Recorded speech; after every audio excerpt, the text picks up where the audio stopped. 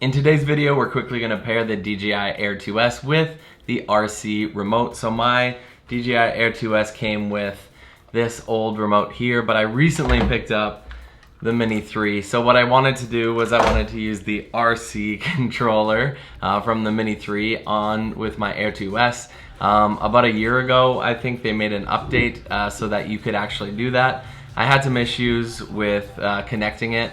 So I had to look online, but the videos were like 16-minute long. I'm gonna try and do this in like 2. So the first thing I had to do was take my Mini 3 and then update the firmware of this remote. That was super important and critical for this to just ensure that it's gonna be able to find the Air 2S. The next thing you're gonna wanna do is you're gonna wanna take the old controller, you're gonna wanna pair it with your Air 2S, and then you are going to update the firmware on the actual drone itself. Once that is done, you're now on to the next step, and you're gonna go to connection guide on the DJI RC remote. And now as you scroll through, you're gonna be able to see that the Air 2S is actually an option for you to choose. One of the last things that you're gonna wanna do is it's gonna say searching for aircraft, and that's fine. For me, it didn't find my aircraft. So what you wanna do is on the bottom, it says unable to connect to aircraft.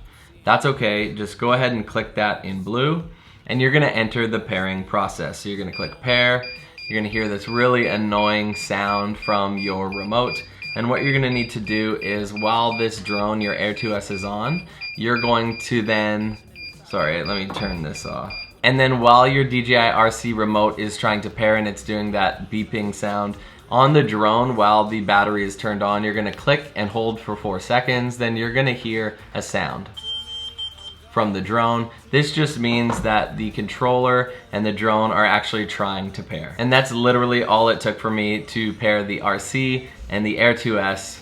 Happy flying.